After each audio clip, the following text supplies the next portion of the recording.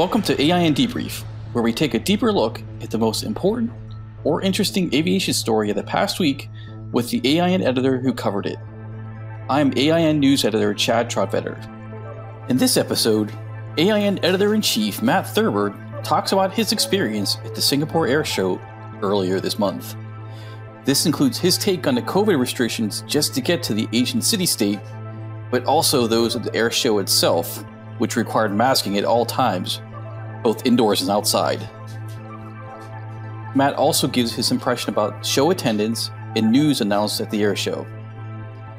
This podcast is sponsored by Business Aviation Sustainability Solutions Company, 4Air. So, Matt, you just came back from Singapore late last week for the biennial Airshow. So, tell us what it was like just to get to Singapore. It was somewhat challenging because there were a lot of steps you had to go through, and we had to make sure we kept double checking the information to be sure that we completed each step and did it in the proper order and had everything done before flying there. The actual trip itself wasn't that bad. It was just getting ready for it was a little nerve-wracking because it was just somewhat complicated.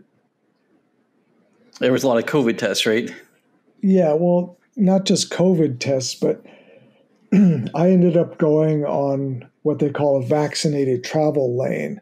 So basically, it's assuring that everybody flying on this particular flight is vaccinated, which is somewhat helpful. But then to prove your vaccination, you have to get this QR code that you can put on your smartphone that you can show anybody who needs to see it.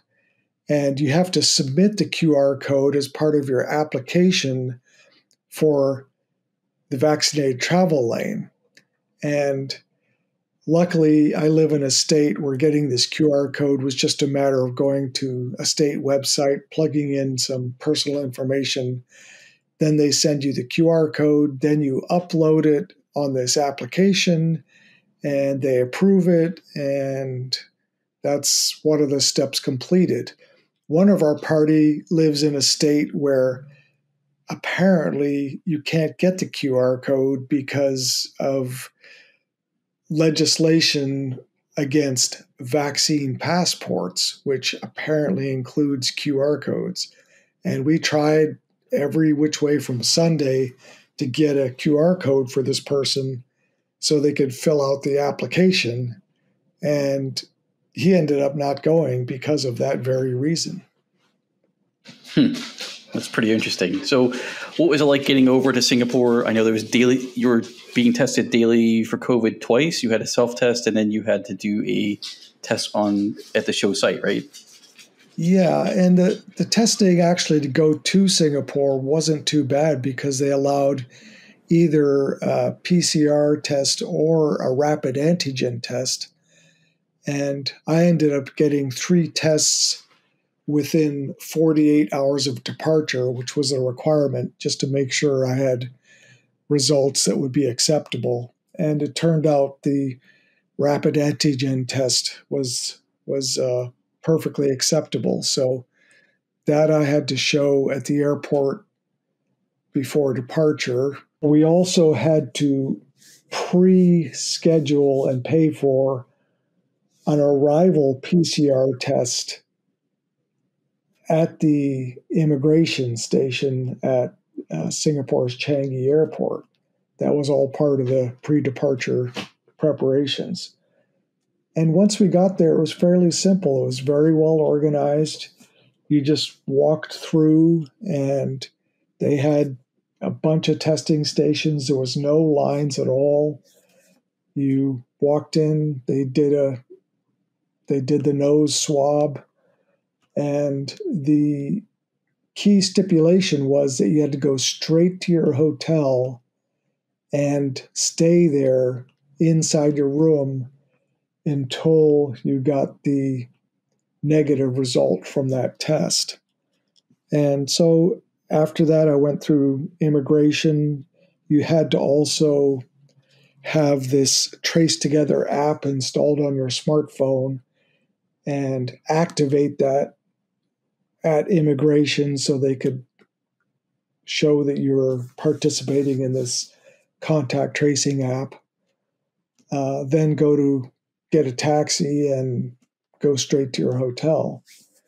And I was at the hotel room for about 4 hours, had a room service lunch, and then I got my results, and you had to email the results to the front desk of the hotel to show that it's okay for you to leave your room. But I kind of forgot to do that right away and ended up emailing it later that afternoon after I'd gone outside for a while.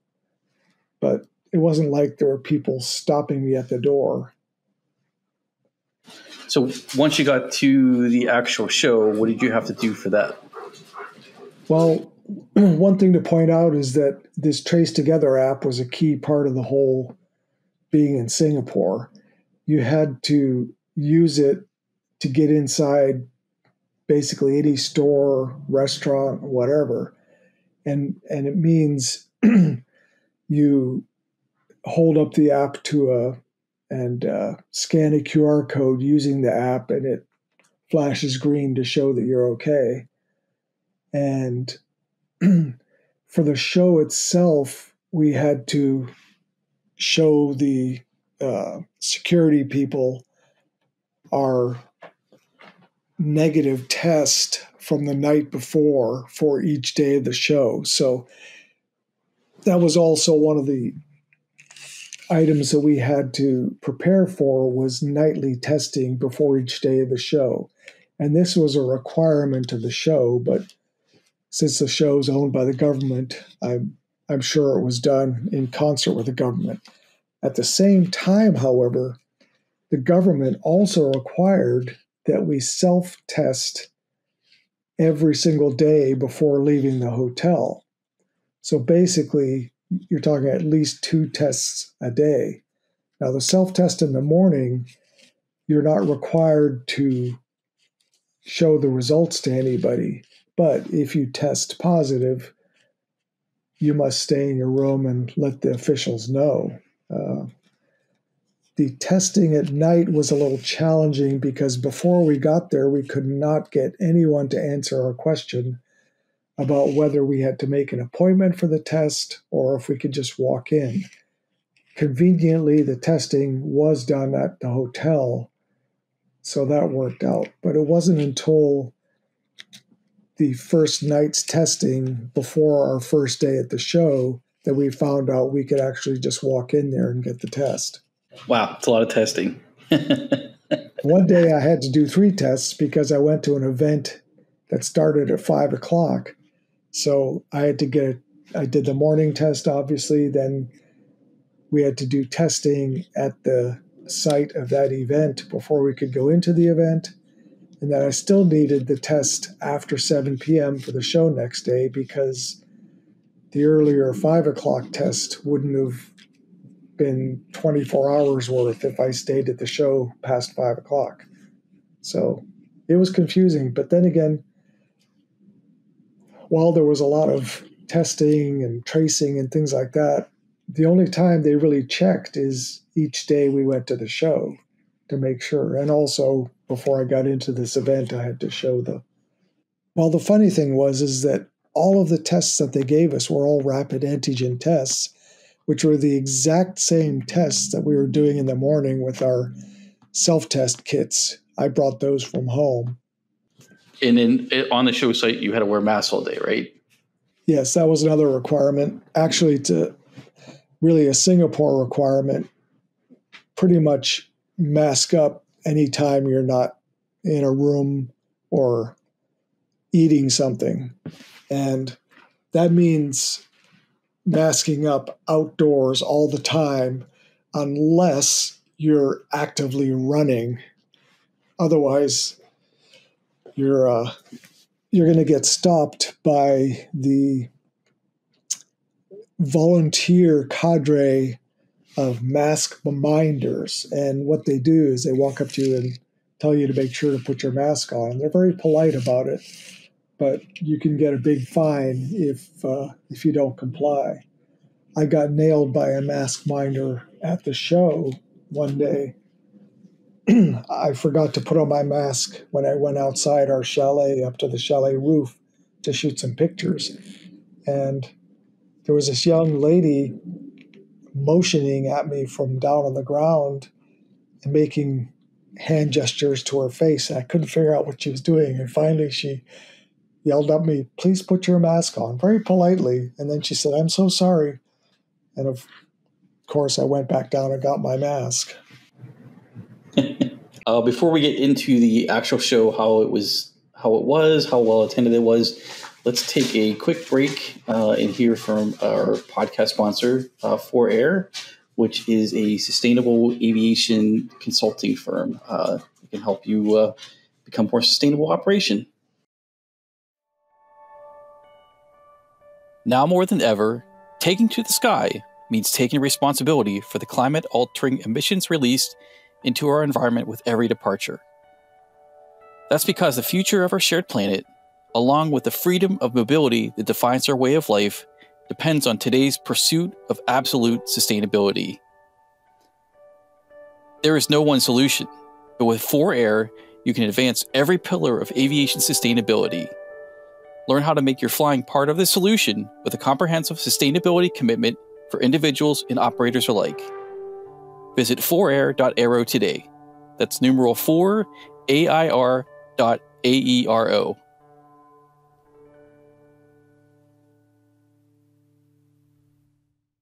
Okay, and we're back, Matt. So what was it like at the Singapore Air Show? I know 2 years ago when you guys went, that was the start of COVID, and companies were already pulling out a little bit, and it was kind of a sparsely attended show. So how does this show compare to the 2020 show as far as attendance and exhibitors? It was interesting to compare the two because they kind of bracket the COVID pandemic. In 2020, we all went there knowing that there was a pandemic starting, but not knowing anything about what to do or what made sense. I remember at the time being very critical of mask wearing, which was kind of stupid, but at the time we didn't know. We didn't even know that it was an airborne transmitted disease. So the show in 2020 was fairly small just because a lot of companies decided not to go for safety reasons, and it still went on. And I give Singapore a lot of credit this year for figuring out what it took to put the show on again. It wasn't easy, and they faced a lot of resistance, and again, a lot of companies didn't show up. A big difference this year was in 2020, a lot of companies are already paid for their exhibits and chalets, and a lot of those were marked with their logos and names, but just sat empty. This year, there weren't those empty type of chalet situations. There was a decent crowd, I thought. I spent some time in the hallways, and some of the booths had fairly good crowds in them. There was some booths where there were lonely people manning them, but all in all, I thought it was a good showing in a tough situation, and I think it'll help Singapore improve 2 years from now, when hopefully we won't have so many restrictions. So what was the mood at the show? The people you talked to, were they upbeat? Were they concerned still about the pandemic? You know, what was the kind of general mood of the show? Yeah, people weren't talking about pandemic concern this time like they were in 2020 because we're all just dealing with it. So that wasn't really a big topic at the show. It was clear that it was not that pleasant to have to wear a mask all the time, but people didn't really complain about it that much, even though it's it's fairly warm and humid in Singapore. The exhibit hall is well air conditioned, and so are the chalets. So you didn't have to spend a lot of time outdoors unless you were on the static display. But I'd say the move was relatively positive, and people were happy. The people that did show up were happy to be there. Yeah, you actually mentioned the static display. It was not a very big static display this year, right? Yes, there weren't a whole lot of aircraft, about a dozen aircraft, and surprisingly, there were actually 4 business aircraft, 2 Falcon jets, and a Piaggio Avanti, and a Thailand registered Honda jet. But I do have a small criticism for the owners and organizers of the show.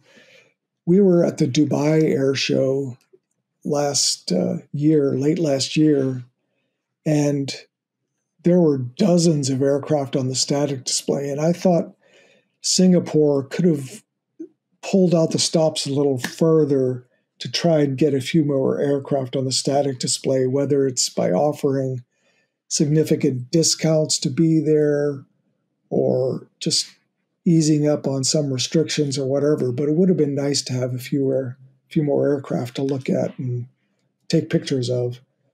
As it was, I'm told that there really were no special offers for the static display exhibitors. What was the news at the show? Was there any real big news? There wasn't a lot of big news at the show. There were some good press conferences and plenty of information flowing around. There was some news as far as aircraft. The Boeing 777X and the Airbus A350-1000 made their Singapore show debuts. So they were attractive on the for people to look at, and they flew some excellent flying displays. The flying displays every day were very well done and always a popular part of the show. So what about everybody looks for orders? Was there a lot of orders at this show then? I'm guessing not. Not a whole lot. The big talk order-wise was there were a lot of airliner freighter orders, and that's going to be a big part of the air transport business for a while as passenger numbers slowly creep up. So looking forward to shows, larger shows for 2022. Apparently, it's good that the Singapore show was held because it shows that you can do it. And then the countries are also relaxing the rules too, especially notably in I think in Singapore, they're relaxing it later this month. And looking forward to eBase, I believe that Switzerland is also relaxing rules in the coming week, right? Yes, absolutely. So eBase should be a full go-ahead. Looks like Switzerland is relaxing all requirements, and we were worried about Switzerland because they're fairly strict, but pleasantly surprised to see that. So eBase should be a one of the better shows coming out of the pandemic. Then, of course, there's Farnborough in July, so that bodes well for that show as well. Hopefully this will be a year of somewhat return to normalcy, although I still expect a few pandemic restrictions to be in place, but just not as bad as it's been. All right. Thanks, Matt. Thank you, Chad. It was a lot of fun to go to Singapore, actually. I really enjoy visiting there because despite all these challenges, the people there are just so friendly and so helpful. And I have to give kudos to the security people at the Singapore Airshow because we had one of our party had a little problem with that Trace Together app. And instead of just saying, no, you can't come in, go away, don't come back. The security people bent over backwards to figure out the problem. And they were the only ones that finally figured it out after 3 days of making calls and talking to people. So I called them the security A-team. All right, excellent. Thanks. Thanks, Chad. Thanks for listening to AINdebrief. Another podcast episode will air next Friday. In the meantime, go to www.ainonline.com for the latest aviation news from AIN.